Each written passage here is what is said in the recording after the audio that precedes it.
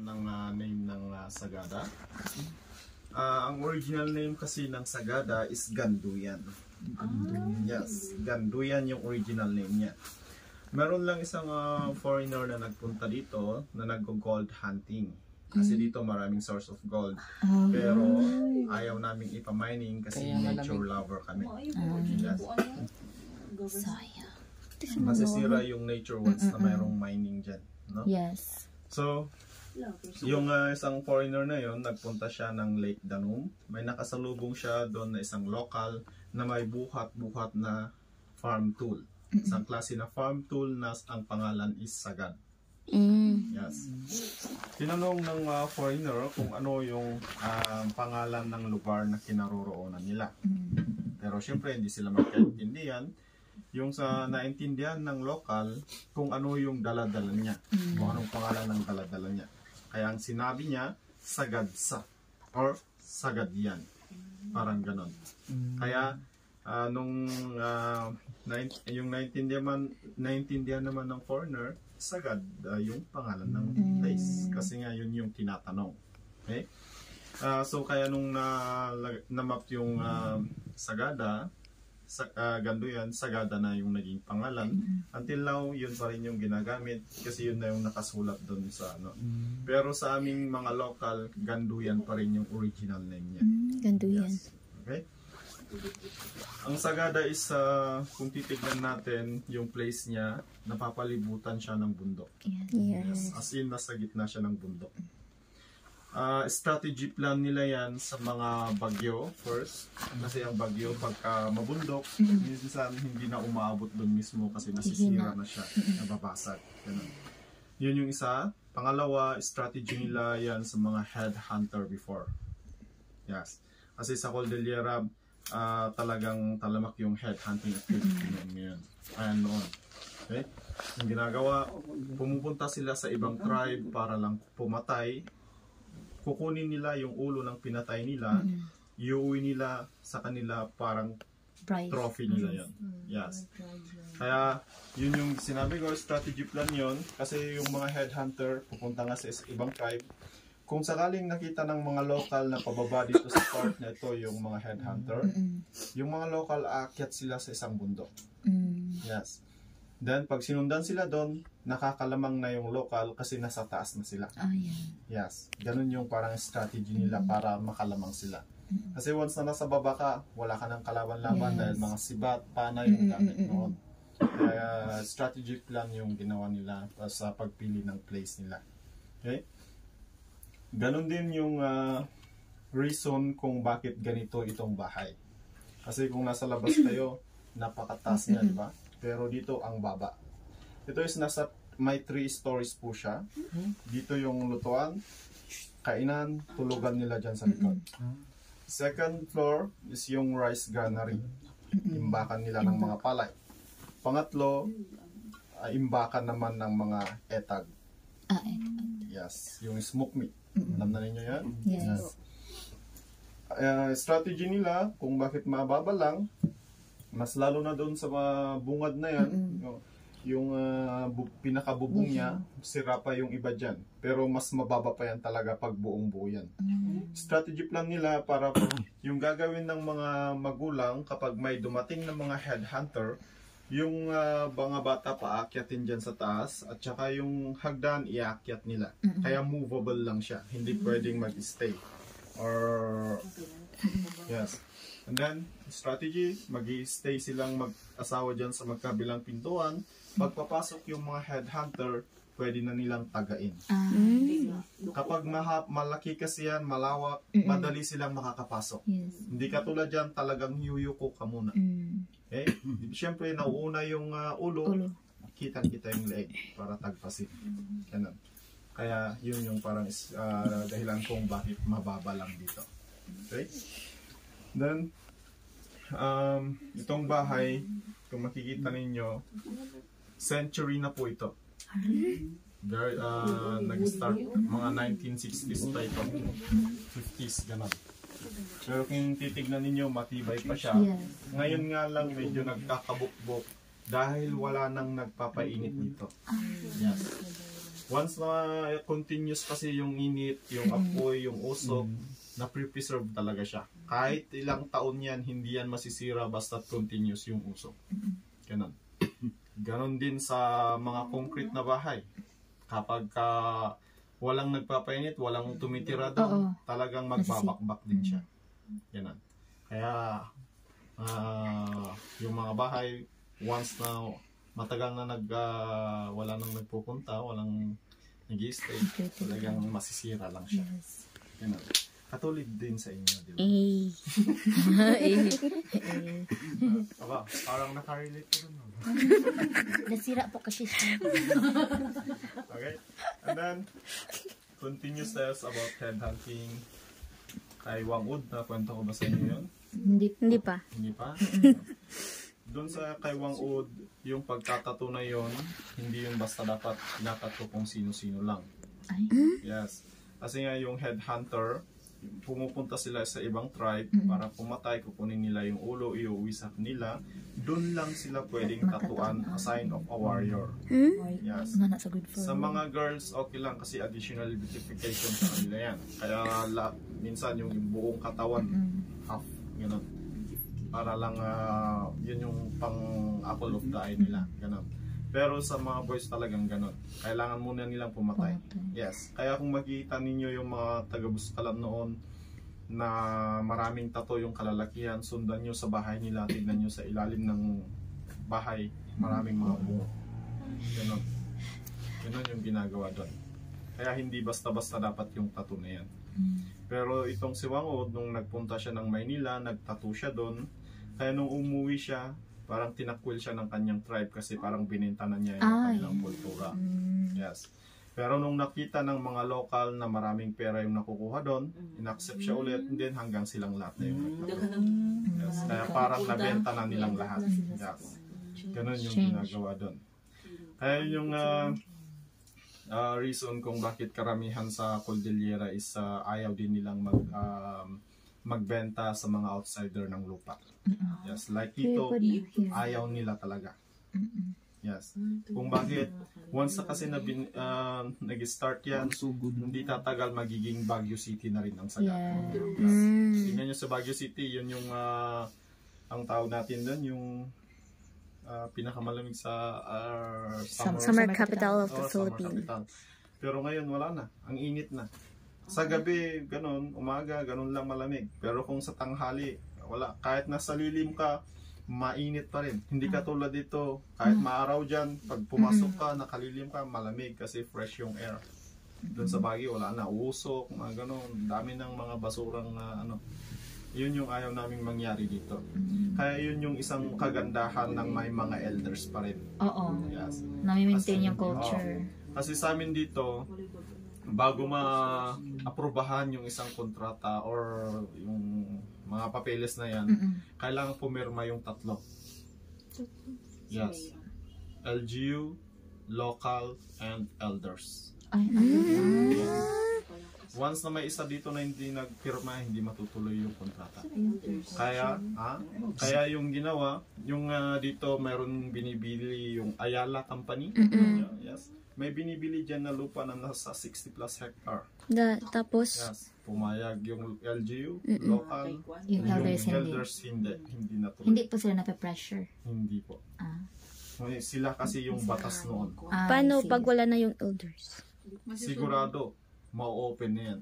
So until now, meron pa? Marami pa rin elders. Hindi yan basta-basta mawawala. Yes. Basta nandyan pa rin yung DAP-I na sinasabi ko sa inyo. Yung tatlo kanina, yung tatlong category. Basta't nandyan yung DAP-I na yan, hindi mawawala yung mga elders. Ganun. Basta't masunod nila yung mga rules. Yes. Maybe may mga pagbabago lang sa next generation to next generation. Ganun. Pero at least matagal na na-preserve ang Sagada kung ganun. Hindi katulad sa ibang lugar, marami ng mga dayuhan na nakapatayo ng lupa. Yan o. Si Jollibee gustong magpunta dito, pero wala nayawan. Kasi once na nag-start yan, nandyan na si Macdo, nandyan na si SF, wala na. Kaya ayaw nila. Kaya local lang ang pagkakay ng mga food business. Good. Sa headhunting, tapos tayo doon. Sa tribal war naman tayo. Dito uso rin yung tribal war noon. Pahigop lang po. So, break. Natuyuan yata ako eh. Okay. Yung tribal war uso nga din dito noon. Yung ginagawa sa tribal war, nag-start yung tribal war minsan kapag may napatay ka sa ibang tribe. Yes. Yeah. Yung ibang tribe na ay yung tribe na pinatayan, babawi sila sa pumatay times 10 yung kapalit. Mo siya ka Muslim. 10 ulo ang kapalit. Ano? Yun yung nag-i-start. Kaya times 10 syempre Nag-uubusan na yung lahi yan. Kaya yun yung isang pinag-i-startan nila. Pangalawa, sa lupa, tubig, kahoy. Yes. Minsan, yung boundary. Yeah? Kunwari, nagsalubong sila doon. Tapos na yung ibang tribes lumagpas sila. Yun yung isang reason. Kasi nga mahal yung kahoy noon. Kaya talagang pumupunta sila sa ibang kabundukan. Ganon. Kaya doon nag-i-start yung tribal war. Noon talagang laganap yan. Minsan mayroon talaga yung dito sa Bontoc, mga ganyan.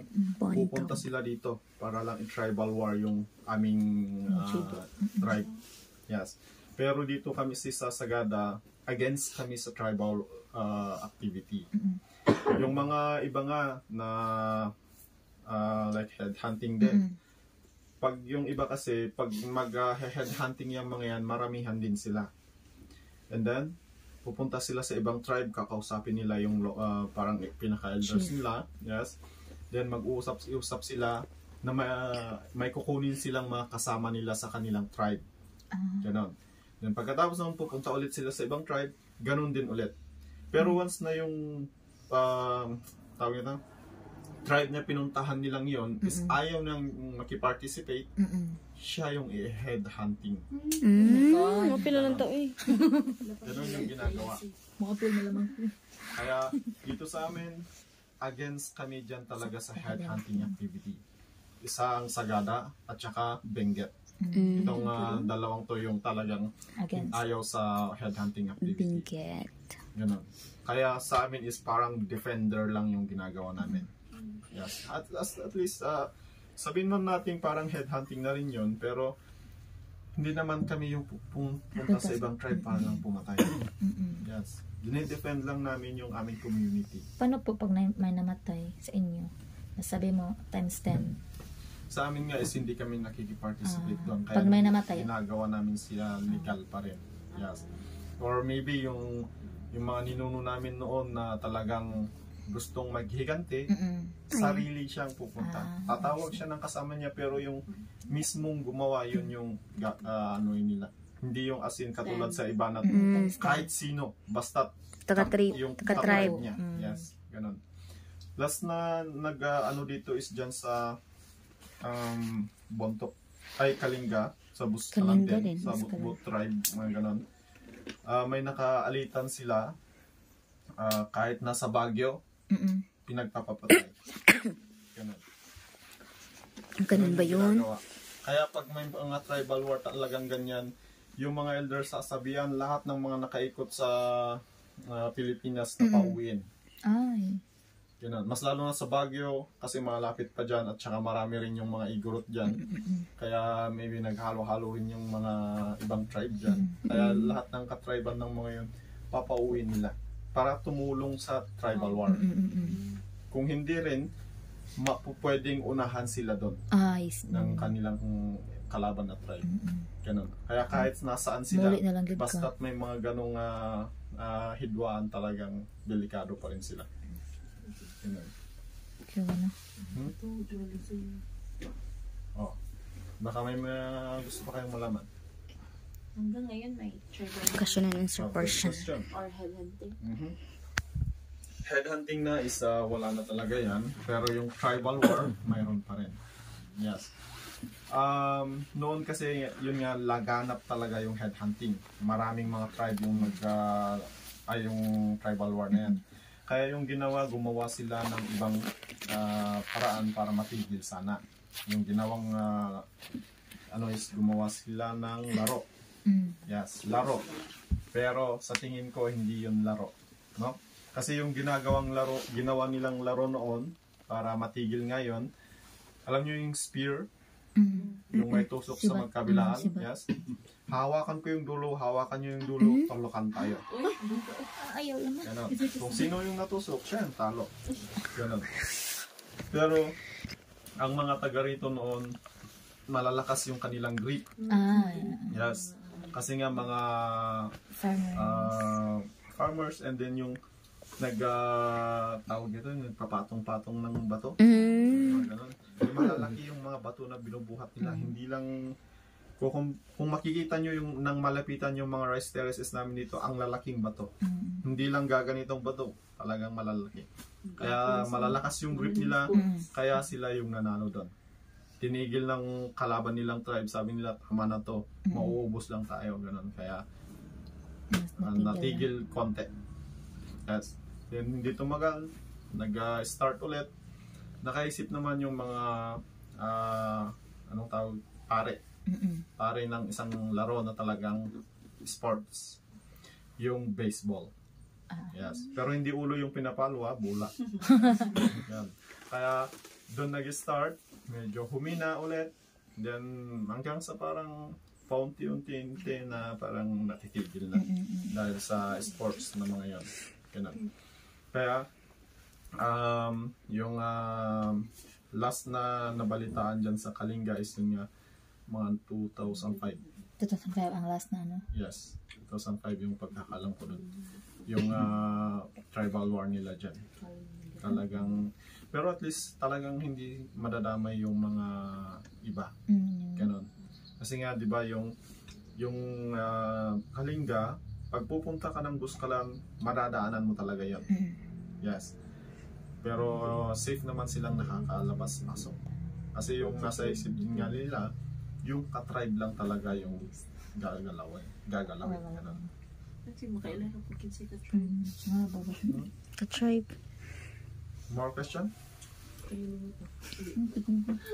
Kailan po sa silang ka-tribe mo? Nagod sa likuan. Nasa yung mga ilan, no? Na, sila tato. Marka. Sila pong sila. No? How to differentiate daw po.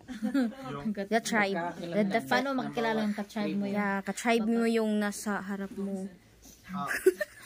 Dito noon, halos magkakakilala lahat ng mga alam nila. At saka, dito sa amin, isang palatandaan din is yung pananalita. Yes. Dito sa amin, sa Cordillera, iba-ibang tribe, iba-ibang lingwahe rin. Ganon. Yung iba, like ang mga magkakalapit, like dito sa amin, dyan sa Busaw, halos parehas lang yung salita namin. Ganon. May palatandaan nga lang. May talagang pagpakikilanlan pa rin. Kasi yung S nila, nagiging H. Ganon. Kaya nga, pagka yung sasabihin nila is tasa, sana, taha. Aso, aho. Ganon. Basta H yung S nila. Ganon. Dito naman from Bonto. Anong tribe yun? Anong tribe yun? Eskalan. Hindi, sa Busaw yan. Sa Busaw. Yes. Busaw yun, yung magkakalapit.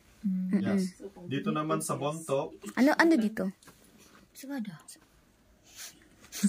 Di ba sinupay barangay? Okay. And then sa Bontok naman, more on chi. Progresiya. Cha. Mga ganun. Chi, cha. Ganun.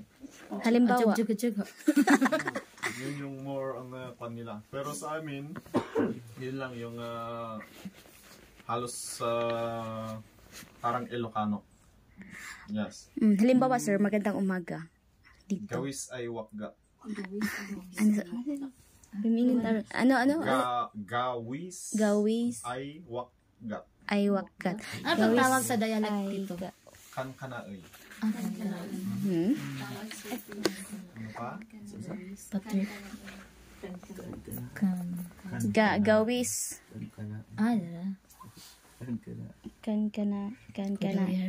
Nakwento ko ba sa inyo kung bakit natawag ng mga Igorot, yung mga Igorot? Hindi pa po. Kung saan nagmula yung mga Igorot? Hindi pa. Oh. Ay,